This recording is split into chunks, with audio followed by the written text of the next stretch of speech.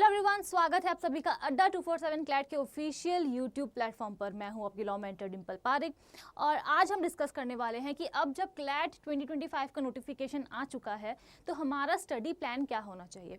इस वीडियो में मैंने जो बच्चे 11th स्टैंडर्ड में हैं, जो बच्चे 12th स्टैंडर्ड में हैं और जो ड्रॉपर्स हैं, उन सभी के लिए एक टाइम टेबल, एक आइडियल टाइम टेबल मैंने प्लान किया है कि आप किस तरीके से अपना टाइम टेबल प्रिपेयर कर सकते हैं फॉर इफेक्टिव रिजल्ट्स। ठीक है, तो स्टार्ट करते हैं आज की वीडियो को। सबसे पहले देखते हैं किसी महान व्यक्ति ने क्या कहा है। तो ये है late Edwin Louis coal.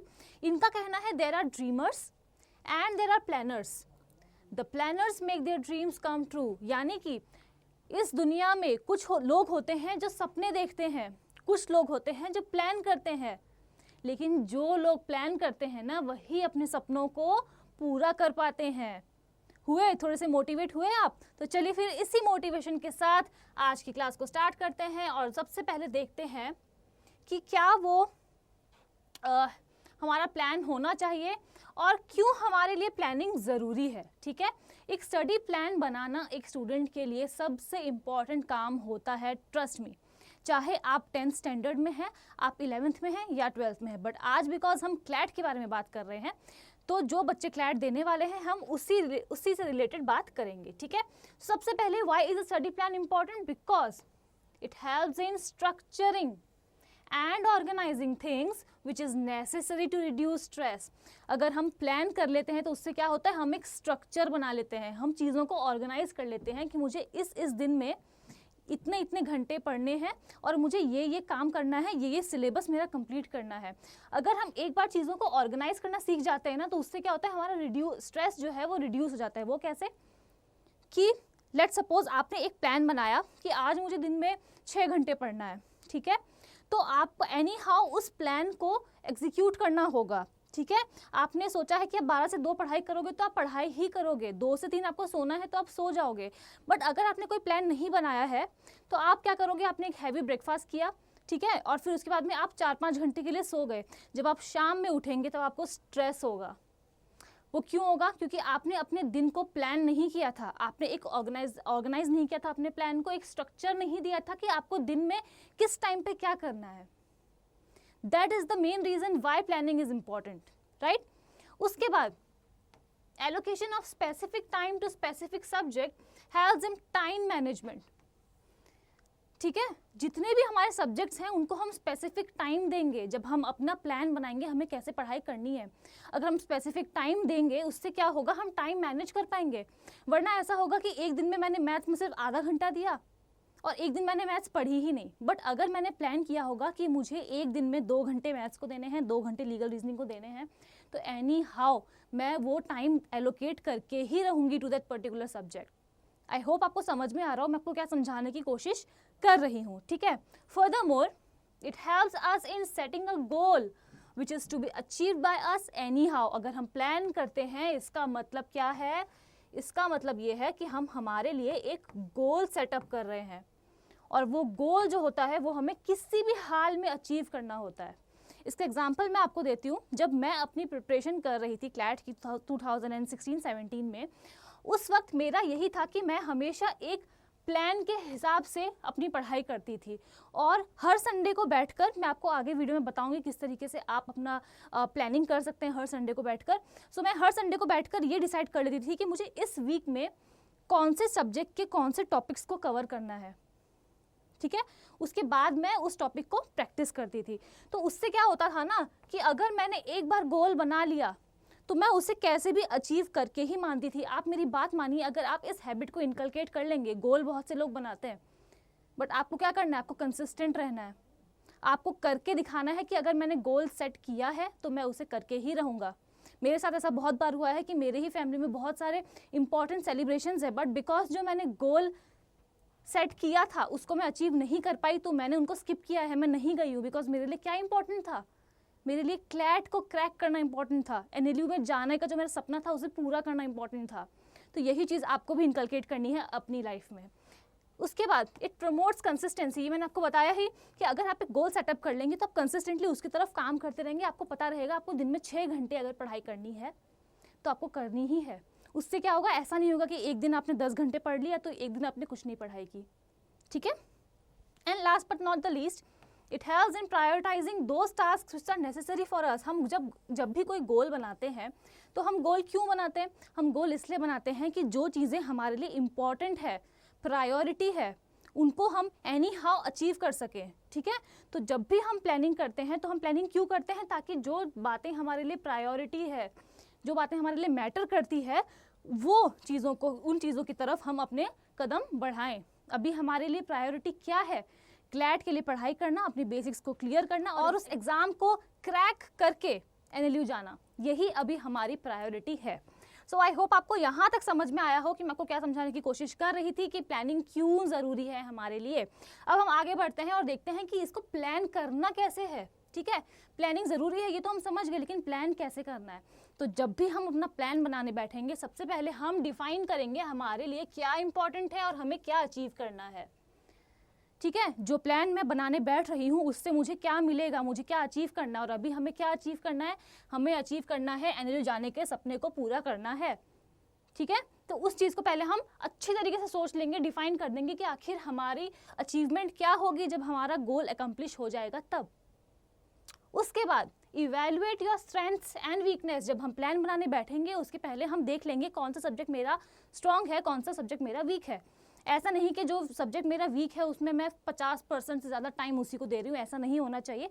But अगर आपको आपकी वीकनेस पता होगी ना, फॉर एग्जांपल किसी बच्चे की मैथ्स ख़राब है, तो अगर वो उसको 1 घंटा देने का सोच रहा था कि मैं 1 आवर रोज़ मैथ्स प्रैक्टिस करूँगा और उसकी वीकनेस मैथ्स ही है, तो वो 1 की जगह उसे 2 आवर्स दे सकता है।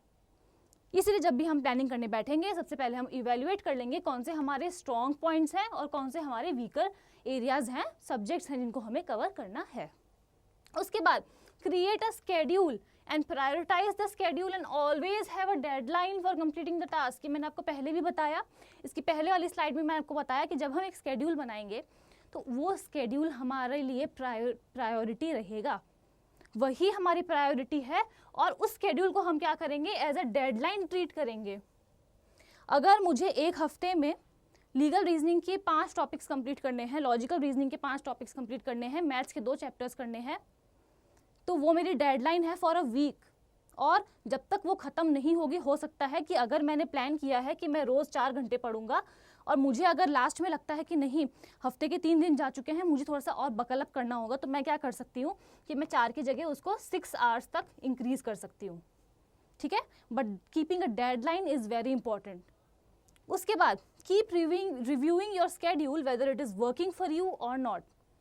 देखो, रिव्यू करना बच्चों सबसे ज़्यादा इंपॉर्टेंट है। ऐसा नहीं कि आपने आज एक स्केड्यूल बनाया बैठकर और फिर आप उसी स्केड्यूल को दिसंबर जब तक क्लैट हो रहा है, होने वाला है, तब तक आप उसको फॉलो कर रहे हो। ऐसा नहीं होना चाहिए।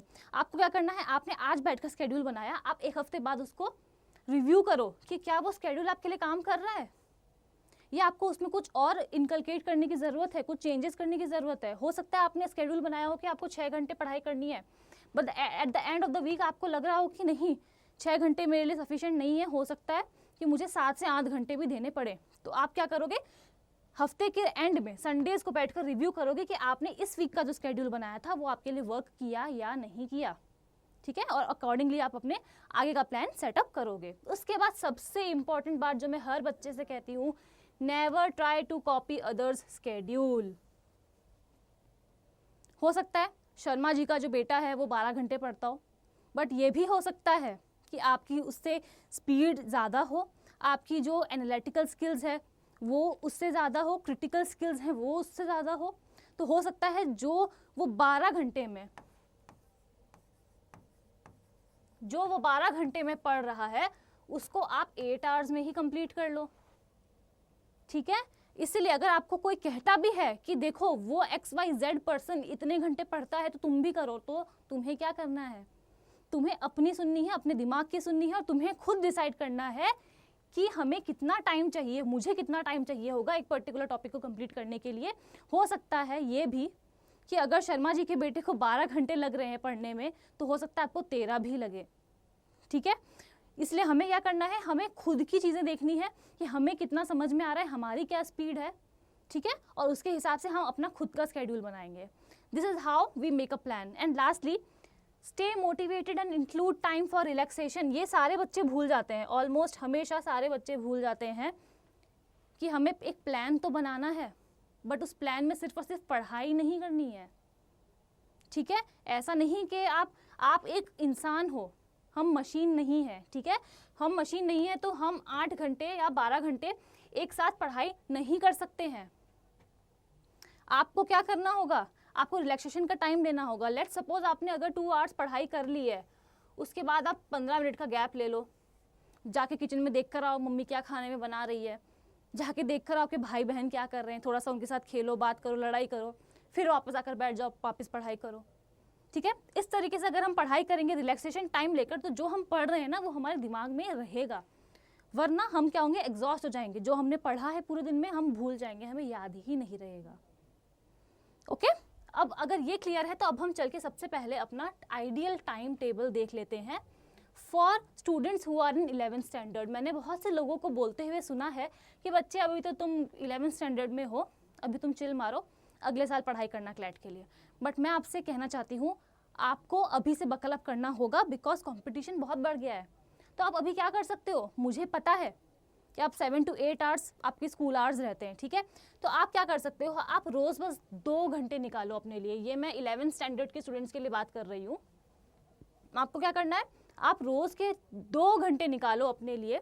उसमें आप क्या पढ़ोगे मैं आपको ये भी बता देती हूँ। आपको अपने बेसिक्स पे काम करना है।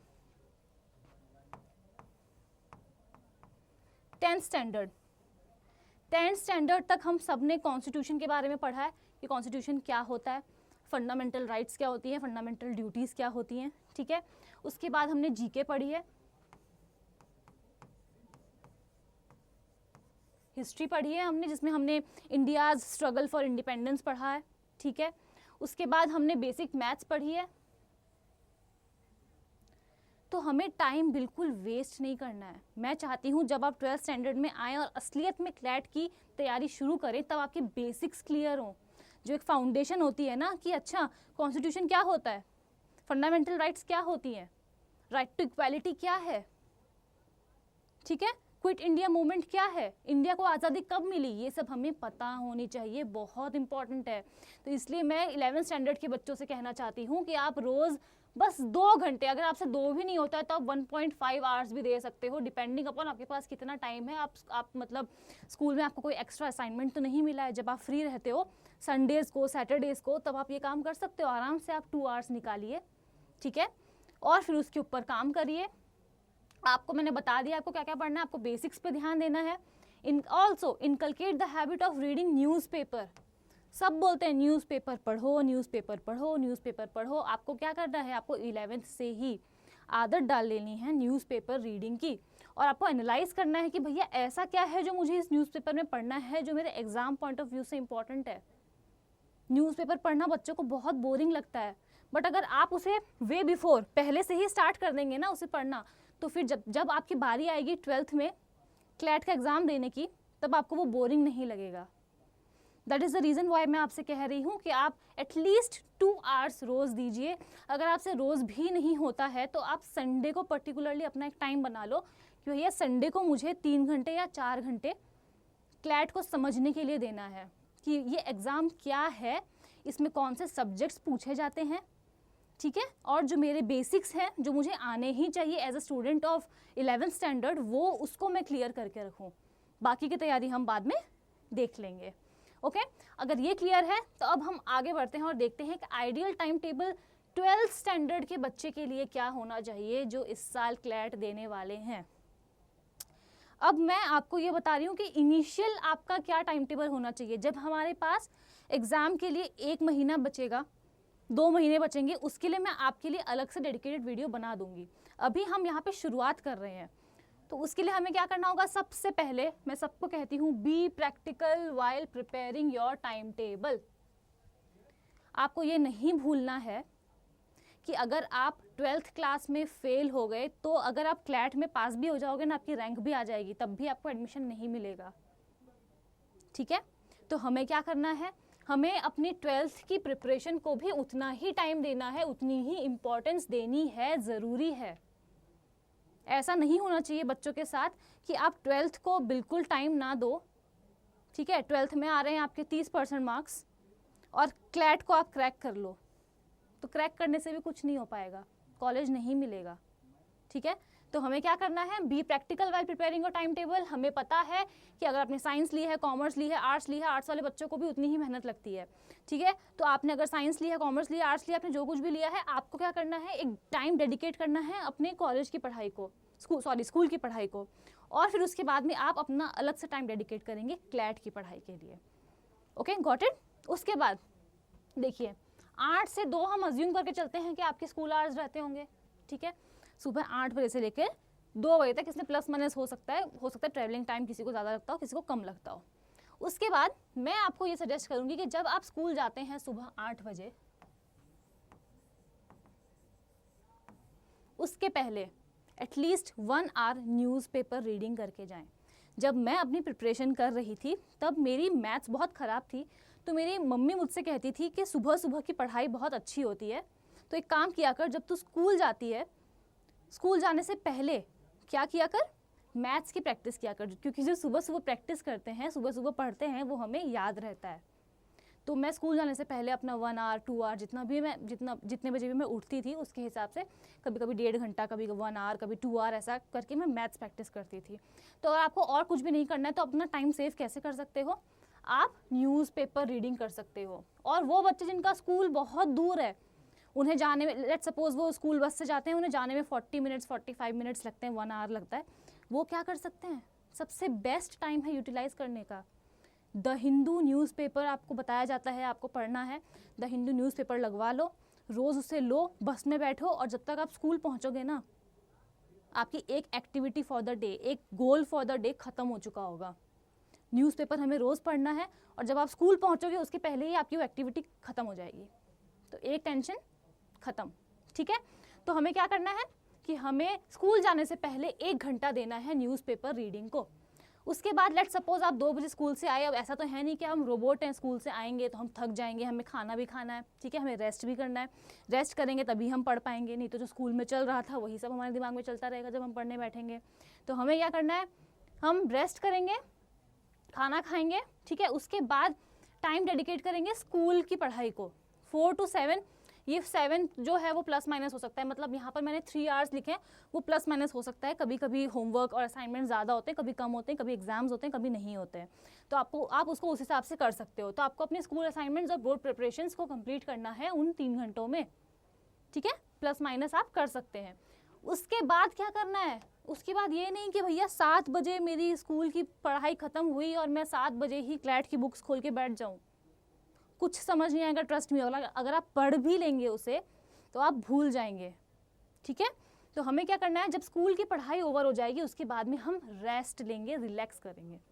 अब उस रिलैक्सेशन टाइम में आपको अगर गाने गाना पसंद है आप गाने गाओ, गाने सुनना पसंद है गाने सुनो, आपको बैडमिंटन खेलना पसंद है बैडमिंटन खेलो, आपको घर पे पंचायत करना पसंद है मम्मी से, पापा से, भाई बहनों से, तो आप वो करो, आपको जो करना है करो, बट आपको रिलैक्स करना ज़रूरी है। स्कूल की पढ़ाई के बाद आप रिलैक्स करो, अपना खाना खाओ, और उसके बाद चुपचाप पढ़ाई करने बैठ जाओ फॉर क्लैट। तो यहाँ पर आपको क्या करना है, अपना टाइम डिवोट करना है 2 to 3 hours at night to CLAT, ठीक है। रात को हम 2 से 3 घंटे देंगे क्लैट की पढ़ाई के लिए। उसके बाद initially work on building your foundation. बहुत से लोग बोलते हैं कि जो 12th के बच्चे हैं, जब अभी जैसे आपने प्रिपरेशन स्टार्ट की है, तो बहुत से लोग बोलेंगे कि अभी से मॉक टेस्ट देना शुरू करो, वीक में रोज़ मॉक के टेस्ट दो। बेटा पॉसिबल नहीं है। तो आपको क्या करना है, अभी जब आप स्टार्ट कर रहे हैं अपनी प्रिपरेशन को, अभी 1-2 महीने ही हुए हैं, तो आप क्या कर सकते हैं, इनिशियली बस खाली अपनी फाउंडेशन को बिल्ड करने में फोकस करो, आपके जो बेसिक्स हैं उन्हें क्लियर करो। लॉ ऑफ क्राइम क्या होता है, लॉ ऑफ टॉर्ट क्या होता है, लॉ ऑफ कॉन्ट्रैक्ट्स क्या होता है, ठीक है, कॉन्स्टिट्यूशन के बारे में जानो, न्यूज़पेपर रीडिंग करो, पेपर्स को एनालाइज करो। सबसे बेस्ट है, मॉक देने से ज़्यादा अच्छा है इनिशियली कि आप पास्ट ईयर पेपर्स को एनालाइज करो और समझो कि जिस जंग में आप जा रहे हो वो दुश्मन कैसा है, कैसे क्वेश्चंस फेंकता है वो दुश्मन, आपको पता होना चाहिए, ठीक है। तो हम क्या करेंगे, इनिशियली अपनी फाउंडेशन को स्ट्रॉन्ग करेंगे, पास्ट ईयर पेपर्स को एनालाइज करेंगे। उसके बाद जब 1 महीने में हमारे बेसिक्स थोड़े क्लियर हो जाएंगे ना, तब फिर हम मॉक टेस्ट देना शुरू करेंगे। बिकॉज अगर आपने अभी डे 1 से शुरू कर दिया तो क्या होगा, आप डीमोटिवेट हो जाओगे, फिर आप बोलोगे हमसे ना हो पाएगा, हम छोड़ रहे हैं, और हम ये नहीं चाहते, ठीक है। तो हमें क्या करना है, डीमोटिवेट नहीं होना है, पास्ट ईयर पेपर्स को देखना है। और जो मैंने आपको ये बताया ना 2 to 3 आवर्स आपको रोज़ रात को देने हैं, इसको आप क्या कर सकते हो, इसको आप वीकेंड्स और हॉलीडेज़ पे एक्सटेंड कर सकते हो, ठीक है। कि आज संडे है, मैं एक काम करता हूँ, आज मैं 6 से 7 घंटे दे सकता हूँ, 4 से 6 घंटे दे सकता हूँ, जितना भी टाइम आप दे सकते हैं आप वीकेंड पे अपनी प्रिपरेशन के लिए दीजिए, okay. And lastly, maintain proper sleep schedule, do inculcate some physical activities such as sports, yoga, walking. मैंने आपको बताया जब भी आपको रिलैक्सेशन का टाइम मिले, चाहे वो स्कूल से आने के बाद या वो स्कूल की पढ़ाई के बाद, आपको क्या करना है, आपको फिजिकल एक्टिविटीज़ को इनकलकेट करना है ताकि आप जो है वो मतलब एक्टिव रहें। ऐसा नहीं कि मतलब एकदम लेज़ी चल रहा है कि मतलब चलो ठीक है क्लैट के लिए पढ़ना पड़ेगा ही क्योंकि सोच लिया है कि क्लैट देना है, इससे नहीं चलेगा, ठीक है। हमें एनर्जेटिक रहना है जब भी हम पढ़ने बैठे, क्योंकि आप ये बात हमेशा ध्यान रखना, अगर आप एनर्जी के साथ पढ़ने बैठेंगे कि yes I can do it and I will do it, उससे क्या होगा, जो आपके 4 घंटे की पढ़ाई होगी ना वो आप 2.5 आवर्स में कंप्लीट करके उठ जाओगे। बट अगर आपने एक बार सोच लिया कि यार कितना बोरिंग है, मुझसे नहीं हो पाएगा, मुझे नहीं अच्छा लग रहा है, ठीक है, तब क्या होगा, जो ये 4 आवर्स है ना, इसको अगर आप 6 घंटे भी दे दोगे ना, तब भी वो चीज़ कंप्लीट नहीं हो पाएगी। इसलिए मैं आपको कह रही हूँ कि रिलैक्सेशन बहुत ज़रूरी है। आप रोज़ ट्राई करिए कि कोई ना कोई एक्टिविटी ज़रूर करें, चाहे आप 15 मिनट वॉक करके ही आ जाएं, अपने दोस्तों से मिलकर आ जाएं, अपनी फैमिली के साथ बातें करिए, जो करना है करिए, but relaxation is important. I hope it is clear till now. उसके बाद हम देख लेते हैं ideal time table for droppers. अब ये ड्रॉपर्स वाले जो बच्चे हैं, ये कौन है, जिनकी 12th कंप्लीट हो चुकी है और उन्होंने अपना पूरा टाइम डेडिकेट किया है टू क्लैट। अब अगर पूरा टाइम दिया है बच्चों, तो ऐसा तो नहीं है ना कि मेरे पास, चलो लेट सपोज आपके पास 6 महीने हैं, ठीक है, आपके 12th के बोर्ड्स के एग्ज़ाम खत्म हुए, आपने सोचा कि अब मैं ड्रॉप दूंगा और फिर उसके बाद में एग्ज़ाम दूंगा, लेट सपोज आपके पास 1 साल है, 6 महीना है, तो ऐसा तो नहीं है ना कि अगर आपने एक चीज़ को अगर पूरा टाइम दिया है तो आप दिन में सिर्फ 2 घंटे पढ़ाई करो। That is not possible for students जो ड्रॉपर्स हैं। तो हमें क्या करना है, हमें मिनिमम 6 से 8 घंटे देने हैं इन अ डे, ठीक है। अब ये 6 से 8, 6 जो है ना इसमें, ये मिनिमम है, ठीक है, और ये जो 8 है इसमें प्लस माइनस हो सकता है। अगर आपको लगता है किसी दिन कि नहीं आज 8 घंटे पढ़ाई करने से कुछ नहीं होगा, आज मुझे 9 to 10 आवर्स चाहिए, तो आप उस दिन 9 to 10 आवर्स दे सकते हैं, ठीक है। तो ये प्लस माइनस रहेगा, बाकी 6 घंटे तो आपको रोज़ पढ़ना ही पढ़ना है। It depends upon your speed, okay. मैंने कई बच्चों को देखा है जो रोज़ 5 घंटे या 4 घंटे पढ़ के भी उन्होंने क्लैट को क्रैक किया है। इसलिए आप सबसे पहले खुद को समझेंगे कि मेरी क्या स्पीड है, मुझे कितना समझ में आ रहा है, कितना मुझे कवर करना है, कितना टाइम मेरे पास बचा है एग्ज़ाम में। उन सब चीज़ों को ध्यान में रखते हुए ही हम अपना क्या करेंगे, प्लान बनाएंगे, स्केड्यूल बनाएंगे। उसके बाद take short breaks in between. मैंने आपको ये बोला, हम रोबोट्स नहीं हैं, हम इंसान हैं। कोई भी इंसान 2 घंटे से ज़्यादा लगातार बैठकर पढ़ाई नहीं कर सकता है विथ फुल कंसंट्रेशन। तो हमें क्या करना है, हम 2 घंटे पढ़ाई करेंगे, उसके बाद क्या करेंगे, ब्रेक लेंगे, छोटा सा ब्रेक। वही किचन में जाओ, मम्मी को देख कर आओ, मम्मी खाने में क्या बना है, क्या कर रहे हो आप, बस बात खत्म। जाओ ब्रेक लो 15 मिनट का, उसके बाद वापस आओ, ठीक है। उसके बाद हमें क्या करना है, give 2 to 3 mocks in a week. हमें 2 से 3 मॉक्स तो देने पड़ेंगे। अब मॉक देने का ये मतलब नहीं है कि बस मॉक टेस्ट दे दिया, अच्छा इतने मार्क्स आए, चलो ठीक है अगली बार देख लेंगे, नहीं। सबसे पहले जो ड्रॉपर्स वाले बच्चे हैं, 12th वालों के लिए भी इम्पॉर्टेंट है बट ड्रॉपर्स के लिए ज़्यादा इम्पॉर्टेंट है, वो क्या है कि अगर हमारे क्लैट में 120 क्वेश्चंस आ रहे हैं 2 आवर्स में, तो जब हम मॉक देने बैठेंगे तब हम क्या करेंगे, स्टॉप वॉच ऑन करेंगे या फिर अलार्म लगा देंगे कि मुझे इस मॉक को इस तरीके से देना है कि मैं क्लैट का एग्ज़ाम दे रहा हूँ, ठीक है। तो हम क्या करेंगे, हम अलार्म लगा देंगे और 2 आवर्स में ही उन क्वेश्चंस को कंप्लीट करने की कोशिश करेंगे। हो सकता है इनिशियली ना हो पाए, बट हमें क्या करना है, हमें डीमोटिवेट नहीं होना है, बिकॉज हम जितना प्रैक्टिस करेंगे उतनी ही हमारी स्पीड इंक्रीज होगी, ठीक है। उसके बाद जब आपने एक बार मॉक दे दिया, तो ये नहीं कि बस अच्छा मेरे मॉक में 50 आ रहे हैं, चलो ठीक है अगले मॉक में मैं 50 से ज़्यादा लाने की कोशिश करूँगा, ऐसा नहीं करना है। हमें क्या करना है, अगर हमारे 50 आए हैं तो हम मॉक को एनालाइज करेंगे, कहाँ मैंने गलती की, कौन सी गलतियों को मैं सुधार सकता हूँ, कौन सा कॉन्सेप्ट है जो मुझे और पढ़ने की ज़रूरत है, कई बार ऐसा होता है कि जो टॉपिक्स हमें लगता है कि हमारे लिए बहुत स्ट्रॉन्ग है, वो जब हम मॉक टेस्ट देते हैं या फिर एग्ज़ाम देते हैं तो पता चलता है कि नहीं, इसमें थोड़ी सी कमी रह गई है, अभी थोड़ा सा और पढ़ना है। ठीक है बच्चों, तो हमें ये करना है। उसके बाद dedicate proper time to practice questions, practice at least 15 to 20 questions in a subject in a day. तो हमें क्या करना है, रोज़ जब हम पढ़ाई कर रहे हैं तो हम क्या करेंगे, क्वेश्चंस को प्रैक्टिस करेंगे। लेट्स सपोज आज मैंने लॉजिकल रीजनिंग और मैथ्स किया, ठीक है।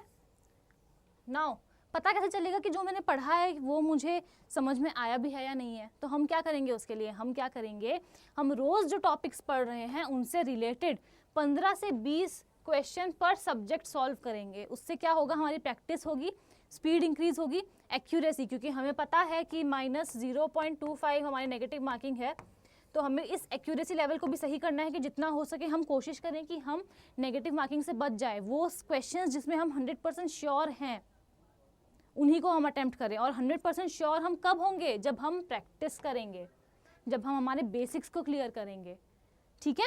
उसके बाद either be a night owl और एन अर्ली बर्ड। ये मैं आपको क्यों कह रही हूँ कि आप सोचोगे कि मैम मैं तो ड्रॉपर हूँ, सारे दिन भर घर पे रहता हूँ, तो मैं क्यों अपनी रात की नींद और सुबह का चैन खराब करूँ, मैं तो दिन में भी पढ़ाई कर सकता हूँ। बट आपको क्या करना है, एक मोटिवेशनल स्टोरी भी है इसके पीछे। जब आप NLU चले जाओगे, आप क्लैट को क्रैक कर लोगे, तो हम आपको बुलाएंगे ना कि आप अपनी अचीवमेंट के बारे में बताइए, आपने कैसे किया, आपका टाइम क्या था, आपका स्केड्यूल कैसा था। तो आप क्या ये कहेंगे, बस हो गया। जीवन में थोड़ा मिर्च मसाला होना चाहिए, राइट। तो उसके लिए हमें क्या करना है, या तो हम रात को जाग के पढ़ाई कर सकते हैं या हम सुबह उठकर पढ़ सकते हैं। ट्रस्ट मी, वो सबसे अच्छा टाइम होता है पढ़ने के लिए। अगर आप रात को जग सकते हैं तो आप रात को जागकर पढ़ाई करिए, करके देखना आप एक बार। और अगर आप सुबह उठ सकते हैं 4-5 बजे तो आप तब उठकर पढ़िए। मैं नॉर्मली दोनों थी। अगर मुझे लगता था कि मेरा जो स्केड्यूल मैंने बनाया है, गोल जो मुझे अचीव करना है वो पूरा नहीं हुआ है, तो कई बार ऐसा होता था कि मैं सुबह 5 बजे सोने जाती थी जब मेरी मम्मी उठ जाती थी, ठीक है। तो बस आपको जीवन में मोटिवेशन चाहिए कि मुझे करना है, मतलब करना है, NLU जाना है, मतलब NLU जाना ही है, फिर चाहे मुझे नाइट आउल बनना पड़े या फिर मुझे अर्ली बर्ड बनना पड़े। एक बार आप सुबह पढ़ाई करके देखना, उसके बाद आपको खुद समझ में आएगा कि दिन में जो हम पढ़ाई करते हैं और जो हम लेट नाइट या फिर सुबह पढ़ाई करते हैं उसमें क्या डिफरेंस होता है। कोई डिस्टर्बेंस नहीं होता है, ना कहीं से कोई आवाज़ आती है, एकदम शांत एनवायरनमेंट में हम कॉन्सेंट्रेशन दे पाते हैं, कॉन्सेंट्रेट कर पाते हैं, ठीक है। And at last, prepare your time table for the entire week on Sunday and set daily goals. ये मैं सबको हमेशा कहती हूँ। मैंने आपको पहले बोला कि हम लोगों को क्या करना है, एक स्केड्यूल बनाना है। बट हमने एक बार स्केड्यूल बना लिया, इसका मतलब ये नहीं है कि हम 1 दिसंबर जब क्लैट है तब तक उसी को फॉलो करेंगे। हम उसको क्या करेंगे, हम उसको वीकली रिव्यू करते जाएंगे, ठीक है। और उससे बेटर क्या ऑप्शन है हमारे पास, उससे बेटर ऑप्शन हमारे पास ये है कि हम हर संडे को शांति से बैठें और सोचें कि इस आने वाले वीक में मुझे क्या अचीव करना है। इस आने वाले वीक में मुझे लॉजिकल रीजनिंग के इतने चैप्टर्स पढ़ने हैं, ठीक है। लीगल रीजनिंग का मुझे ये टॉपिक्स कवर करना है, मैथ्स में मुझे ये ऐसा करना है। उससे क्या होगा कि आप अपने जो डेली गोल्स हैं ना उसको सेट कर पाएंगे एक वीक पहले ही। संडे को कर लिया, उसके बाद 7 दिन नो टेंशन, आपको बस फोकस करना है कि जो आपने गोल सेट किया है आप उसको अचीव कर पाओ, ठीक है बच्चों। सो आई होप आज हमने जो भी बातें करी आपको अच्छी लगी हो, आपको समझ में आई हो और आप उसे अपनी लाइफ में इनकलकेट भी करें, ठीक है। आपको कोई भी डाउट हो, किसी भी बात से रिलेटेड डाउट हो, क्लैट 2025 से रिलेटेड, आप मुझे कमेंट करके पूछ सकते हैं। I will surely reply and thank you so much for watching this video. मिलती हूँ आपसे नेक्स्ट क्लास में।